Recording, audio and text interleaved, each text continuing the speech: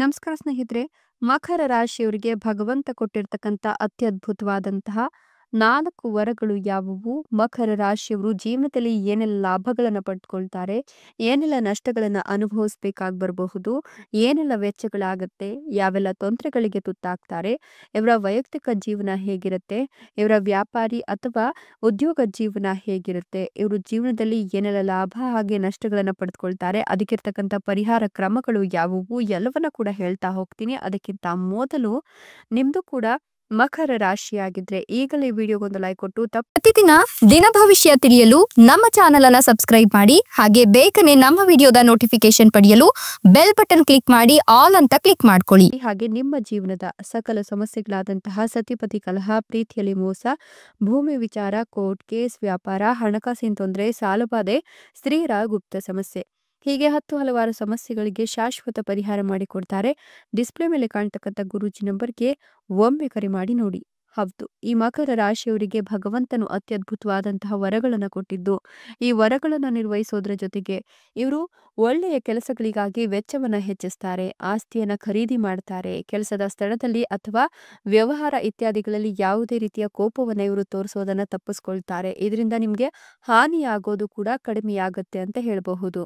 ನೀವು ಈ ಪರಿಸ್ಥಿತಿಯಲ್ಲಿ ಸಾಕಷ್ಟು ಲಾಭವನ್ನ ಕಾಣ್ತೀರಾ ಅಂತ ಹೇಳಬಹುದು. ಹೀಗಾಗಿ ನಿಮ್ಗೆ ಈ ಸಂದರ್ಭ ಒಳ್ಳೆಯ ಸುಸಂದರ್ಭವಾಗಿದ್ದು ನಿಮ್ಮ ಆರೋಗ್ಯ ಕೂಡ ಉತ್ತಮವಾಗ್ತಾ ಹೋಗುತ್ತೆ. ಈ ಸಮಯದಲ್ಲಿ ನಿಮ್ಮ ವೆಚ್ಚಗಳು ಹೆಚ್ಚಾಗೋದ್ರ ಜೊತೆಗೆ ವೆಚ್ಚವು ಉತ್ತಮ ಕಾರ್ಯಕ್ಕೆ ನಡೆಯುತ್ತೆ. ಈ ವೇಳೆ ನೀವು ಹೂಡಿಕೆ ಮಾಡಲು ಬಯಸಿದ್ರೆ ಇದಕ್ಕೆ ಇದೇ ಉತ್ತಮ ಸಮಯ. ಇದರೊಂದಿಗೆ ನೀವು ವ್ಯವಹಾರದಲ್ಲಿ ಖರ್ಚು ಮಾಡ್ತೀರಾ ಅಥವಾ ಮುಂಬರುವ ಸಮಯದಲ್ಲಿ ನಿಮ್ಮ ಭವಿಷ್ಯವನ್ನ ಉಜ್ವಲಗೊಳಿಸಲು ಮಾಡಬಹುದು. ಭವಿಷ್ಯವನ್ನ ಉಜ್ವಲಗೊಳಿಸೋದ್ರ ಹೊರತಾಗಿಯೂ ವಿದೇಶಿ ಪ್ರಯಾಣಕ್ಕೂ ಕೂಡ ಅವಕಾಶಗಳು ಸಿಗ್ತಾ ಹೋಗುತ್ತೆ.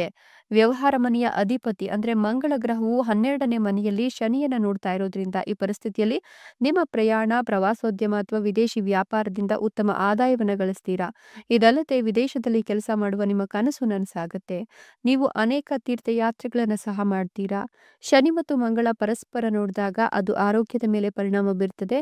ಆದ್ದರಿಂದ ನಿಮ್ಮ ಆರೋಗ್ಯದ ಬಗ್ಗೆ ವಿಶೇಷ ಕಾಳಜಿಯನ್ನು ನೀವು ವಹಿಸಬೇಕಾಗತ್ತೆ. ಅನೇಕ ಕ್ಷೇತ್ರಗಳಲ್ಲಿ ಪ್ರಯೋಜನಗಳನ್ನು ಕಂಡುಕೊಳ್ತೀರಾ.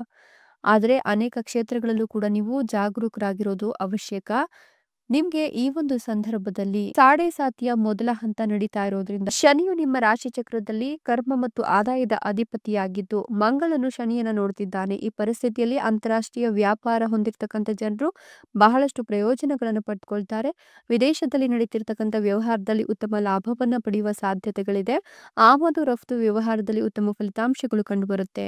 ಇನ್ನು ನೀವು ಈ ಸಂದರ್ಭದಲ್ಲಿ ಅದೃಷ್ಟದ ಸಂಪೂರ್ಣ ಬೆಂಬಲವನ್ನು ಪಡೆದುಕೊಳ್ತೀರಾ. ಬಹಳ ದಿನಗಳಿಂದ ಬಾಕಿ ಇರ್ತಕ್ಕಂಥ ಕೆಲಸಗಳು ಪೂರ್ಣಗೊಳ್ಳುತ್ತೆ. ಆತ್ಮವಿಶ್ವಾಸ ಹೆಚ್ಚಿಗೆ ಆಗುತ್ತೆ. ಇದರೊಂದಿಗೆ ನಿಮ್ಮ ಕಠಿಣ ಪರಿಶ್ರಮ ಮತ್ತು ಸಮರ್ಪಣೆಯ ಬಲದಿಂದಾಗಿ ನೀವು ಅನೇಕ ಕ್ಷೇತ್ರಗಳಲ್ಲಿ ಯಶಸ್ವಿಯಾಗ್ತೀರಾ ಅಂತ ಹೇಳಲಾಗ್ತಿದೆ. ಈ ರಾಶಿಯವರು ಅದೃಷ್ಟದ ಸಂಪೂರ್ಣ ಬೆಂಬಲವನ್ನು ಗಳಿಸ್ತಾ ಇರೋದ್ರಿಂದ ನಿಮ್ಗೆ ಈ ಸಂದರ್ಭದಲ್ಲಿ ಎಲ್ಲಿ ನೋಡಿದ್ರೂ ಕೂಡ ನೆಮ್ಮದಿ ಅಂತ ಹೇಳಬಹುದು. ಇಷ್ಟು ದಿನ ನಿಮ್ಗೆ ಯಾವುದೇ ರೀತಿಯ ತೊಂದರೆಗಳು, ತಾಪತ್ರೆಗಳು ಎದುರಾಗಿರೋದಿಲ್ಲ. ಆದ್ರೆ ಇನ್ಮುಂದೆ ಒಂದಷ್ಟು ತೊಂದರೆಗಳು, ತಾಪತ್ರೆಗಳು ಎದುರಾಗುತ್ತೆ. ಹೀಗಾಗಿ ಕೆಲವೊಂದಿಷ್ಟು ಶಾಂತಿ ಹೋಮಗಳನ್ನ ಮಾಡಿಸಿದ್ರೆ ಅದರಿಂದಲೂ ಕೂಡ ನಿಮ್ಗೆ ನೆಮ್ಮದಿಯ ವಾತಾವರಣ ಸೃಷ್ಟಿಯಾಗುತ್ತೆ ಅಂತ ಹೇಳಬಹುದು. ನೀವು ಈ ಸಂದರ್ಭದಲ್ಲಿ ದೋಷಗಳಿಂದ ಒಂದು ಮುಕ್ತಿಯನ್ನ ಪಡ್ಕೊಳ್ತೀರಾ. ಹೌದು, ಮುಖ್ಯವಾಗಿ ಶನಿ ದೋಷ ಇರೋದ್ರಿಂದ ಶನಿ ದೋಷದಿಂದ ನೀವು ನಿವಾರಣೆಯನ್ನ ಪಡೆದುಕೊಂಡು ಈ ಒಂದು ಸಂದರ್ಭದಲ್ಲಿ ನೀವು ಸಾಕಷ್ಟು ನೆಮ್ಮದಿಯುತ ಜೀವನವನ್ನ ಕಂಡುಕೊಳ್ತೀರಾ ಅಂತ ಹೇಳಬಹುದು. ನಿಮ್ಗೆ ಈ ಒಂದು ಸಂದರ್ಭದಲ್ಲಿ ಭಾಗ್ಯದ ಬಾಗಿಲು ತೆರೆದಿದ್ದು ನೀವು ಮಾಡ್ತಕ್ಕಂಥ ಎಲ್ಲ ಕೆಲಸ ಕಾರ್ಯಗಳು ಕೂಡ ಸಕ್ಸಸ್ ಆಗುತ್ತೆ. ಬಹುದಿನಗಳ ನಿಮ್ಮ ಬಯಕೆ ಏನಿದೆ ಅದು ಕಾರ್ಯರೂಪಕ್ಕೆ ಬರುತ್ತೆ. ಅಭಿವೃದ್ಧಿ ಪಡ್ಕೊಳ್ತೀರಾ. ಉದ್ಯೋಗದಲ್ಲಿ ಬಡ್ತಿ, ಗೃಹ ನಿರ್ಮಾಣ ಯೋಗ ಕೂಡಿ ಬಂದಿದೆ. ಅವಿವಾಹಿತರಿಗೆ ವಿವಾಹ ಯೋಗ ಕೂಡ ಇದೆ. ನೀವು ಹಾಕಿದ ಬಂಡವಾಳ ವಾಪಸ್ ಬರುತ್ತೆ ಅಂತ ಹೇಳಲಾಗ್ತಿದೆ. ಕೆಲಸ ಕಾರ್ಯಕ್ಕೆ ಅಡ್ಡಿ ಆತಂಕ ಇದ್ರೆ ಅದು ನಿವಾರಣೆಯಾಗುತ್ತೆ. ಉದಾಸೀನತೆ ಇರೋದಿಲ್ಲ. ಋಣಾತ್ಮಕ ಚಿಂತನೆಗಳು ತೊಡೆದು ಹೋಗುತ್ತೆ. ಆರೋಗ್ಯ ಸಮಸ್ಯೆಗಳು ಇರೋದಿಲ್ಲ. ಕೌಟುಂಬಿಕವಾಗಿ ಸಂತೃಪ್ತಿ ಇರುತ್ತೆ. ನಿಮ್ಮ ಮನಸ್ಸಿನ ಕ್ಲೇಶಗಳನ್ನ ಕುಟುಂಬದವರೊಡನೆ ಹಂಚಿಕೊಳ್ಳಲು ನೀವು ಈ ಸಂದರ್ಭದಲ್ಲಿ ಸಾಕಷ್ಟು ಪ್ರಯತ್ನವನ್ನು ಮಾಡ್ತೀರಾ. ಹಣದ ಮುಗ್ಗಟ್ಟು, ದುಪ್ಪಟ್ಟು ಖರ್ಚು ವೆಚ್ಚಗಳು ಕಂಡು ಬಂದ್ರೆ ಸದ್ಯದಲ್ಲೇ ಹಂತದ ಅಭಿವೃದ್ಧಿಯನ್ನು ಕಂಡುಕೊಳ್ಳಿ. ಪಾಲುದಾರಿಕೆ ವ್ಯವಹಾರ, ಇನ್ನು ದೇವರ ಕಾರ್ಯದಲ್ಲಿ ನೀವು ಸಾಕಷ್ಟು ಲಾಭವನ್ನ ಕಂಡುಕೊಳ್ತೀರಾ. ಹೀಗಾಗಿ ಮನಸ್ಸಿಗೆ ನೆಮ್ಮದಿ ಬೇಕು ಅಂತ ಹೇಳಿದ್ರೆ ದೇವತಾ ಆರಾಧನೆಯನ್ನ ಮಾಡಿ. ವಾಹನ ಸಂಚಾರ ಹಾಗೂ ಆರೋಗ್ಯದ ಕಡೆ ಹೆಚ್ಚಿನ ಲಕ್ಷ್ಯವನ್ನು ವಹಿಸಿ. ಏನೇ ಕಾರ್ಯ ಇದ್ರೂ ಪ್ರಯತ್ನದ ಬಲದ ಬಗ್ಗೆ ಹೆಚ್ಚಿನ ಗಮನವನ್ನು ಹರಿಸಬೇಕಾಗುತ್ತೆ. ಇಲ್ಲವಾದ್ರೆ ತೊಂದರೆಗೆ ಈಡಾಗ್ತೀರಾ. ವ್ಯಾಪಾರ ವ್ಯವಹಾರದಲ್ಲಿ ಅಭಿವೃದ್ಧಿದಾಯಕ ಆದಾಯ ಇರಲಿದೆ. ಮಕ್ಕಳ ಆರೋಗ್ಯದ ಬಗ್ಗೆ ಹೆಚ್ಚಿನ ಕಾಳಜಿಯನ್ನು ವಹಿಸಬೇಕಾಗುತ್ತೆ. ಅವರ ರೋಗ ನಿರೋಧಕ ಶಕ್ತಿ ಹೆಚ್ಚಿಸುವತ್ತ ಗಮನ ಹರಿಸಿ. ಆರ್ಥಿಕವಾಗಿ ಭಾಗ್ಯೋದಯದ ಕಾಲವಾಗಿದ್ದು ಸ್ವಂತ ಉದ್ಯೋಗದಲ್ಲಿರೋರಿಗೆ ಉತ್ತಮ ಬೆಳವಣಿಗೆ ಆಗುತ್ತೆ. ಈ ಸಂದರ್ಭದಲ್ಲಿ ನೀವೇನೇ ಯೋಚನೆ ಮಾಡಿದ್ರೂ ಅದು ತಾನಾಗಿಯೇ ಸಿದ್ಧಿಸುವ ಮೂಲಕ ನಿಮ್ಮ ಆತ್ಮಶಕ್ತಿಯ ಬಗ್ಗೆ ನಿಮಗೆ ಅಚ್ಚರಿ ಅನಿಸಬಹುದು.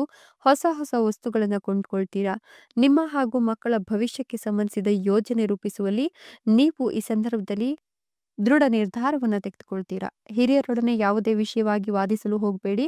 ಕೌಟುಂಬಿಕವಾಗಿ ಸಣ್ಣ ಸಣ್ಣ ವಿಚಾರಗಳು ಮನಸ್ಸಿನ ನೆಮ್ಮದಿಯನ್ನು ಕೆಡಿಸ್ಬಿಡ್ತವೆ. ಹೀಗಾಗಿ ತಾಳ್ಮೆ ಸಂಯಮದಿಂದ ಮುಂದುವರಿಬೇಕಾಗತ್ತೆ. ಈ ಸಂದರ್ಭದಲ್ಲಿ ನಿಮ್ಗಿನ್ನೂ ಕೂಡ ಮದುವೆ ಆಗಿಲ್ಲ ಅಂತ ಹೇಳಿದ್ರೆ ಈ ಸಂದರ್ಭದಲ್ಲಿ ಚಿಂತೆ ಬೇಡ. ಮದುವೆಯ ಯೋಗ ಇದೆ. ಕಂಕಣ ಭಾಗ್ಯ ಕೂಡ ಕೂಡಿ ಬಂದಿದೆ. ಹೀಗಾಗಿ ನಿಮಗೆ ಒಳ್ಳೆಯ ವಧುವರರ ಆಫರ್ಗಳು ಬರುತ್ತೆ. ನೀವು ಈ ಸಂದರ್ಭದಲ್ಲಿ ಮನಸ್ಸಿಗೆ ಶಾಂತಿ ಮತ್ತು ಸ್ಥಿರತೆಯನ್ನು ಕಂಡುಕೊಳ್ತೀರಾ. ಹಿಂದಿನ ಹೂಡಿಕೆಗಳಿಂದ ಲಾಭ ಇದೆ. ಅತ್ಯಂತ ಪ್ರಬಲವಾದಂತಹ ಸಮಯ ಇದಾಗಿದೆ. ಬ್ಯಾಂಕ್ ಉಳಿತಾಯದಲ್ಲಿ ಹೆಚ್ಚಳ ಮತ್ತು ಸಾಲದ ತೊಂದರೆಗಳು ಪರಿಹಾರವಾಗುತ್ತೆ. ವೃತ್ತಿ ಜೀವನದಲ್ಲಿ ಪ್ರಗತಿ, ಹೊಸದಾಗಿ ಕೆಲಸ ಶುರುವಾಗುವ ಅವಕಾಶಗಳು ನಿಮ್ಮನ್ನ ಹುಡುಕಿಕೊಂಡು ಬರುತ್ತೆ ಅಂತ ಹೇಳಬಹುದು. ನೀವು ಈ ಸಂದರ್ಭದಲ್ಲಿ ಯಾವುದಾದ್ರೂ ಶುಭ ಪರಿಣಾಮಗಳನ್ನು ಕಂಡುಕೊಳ್ತೀರಾ ಅಂತ ಹೇಳಲಾಗ್ತಿದೆ. ಸರ್ವಾರ್ಥ ಸಿದ್ಧಿ ಯೋಗ ಇರೋದ್ರಿಂದ ಈ ಒಂದು ಸಂದರ್ಭ ನಿಮಗೆ ಅತ್ಯಂತ ಶುಭಕರವಾಗಿದೆ ಅಂತ ಹೇಳಬಹುದು. ಇನ್ನು ನಿಮಗೆ ಈ ಒಂದು ಸಂದರ್ಭದಲ್ಲಿ ನೀವೇನೇ ಕೆಲಸ ಕಾರ್ಯಗಳನ್ನು ಮಾಡಿದ್ರೂ ಕೂಡ ಆ ಕೆಲಸ ಕಾರ್ಯಗಳಲ್ಲಿ ಪ್ರಗತಿಯ ಜೊತೆಗೆ ನೆಮ್ಮದಿ ಇರುತ್ತೆ ಅಂತ ಹೇಳಬಹುದು. ನಿಮ್ಮ ವ್ಯಕ್ತಿತ್ವ ಮತ್ತೆ ಪ್ರತಿಭೆಗೆ ಹೆಚ್ಚು ಮನ್ನಣೆ ಸಿಗುತ್ತೆ. ಕೆಲಸದಲ್ಲಿ ಅನಿರೀಕ್ಷಿತ ಬದಲಾವಣೆಗಳು, ಬಹುಮಾನ ಮತ್ತೆ ಬಡ್ತಿ ಸಿಗಬಹುದು. ರಾಜಕೀಯ ಪ್ರಭಾವಶಾಲಿ ವ್ಯಕ್ತಿಗಳ ಪರಿಚಯವಾಗುತ್ತೆ. ಸರ್ಕಾರಿ ಒಪ್ಪಂದಗಳು ಮತ್ತು ಟೆಂಡರ್ಗಳಲ್ಲಿ ಯಶಸ್ಸು, ಮದುವೆಗಾಗಿ ಕಾಯ್ತಿರೋರಿಗೆ ಶುಭ ಸುದ್ದಿ ಇದೆಲ್ಲವೂ ಕೂಡ ಸಿಗ್ತಾ ಹೋಗುತ್ತೆ.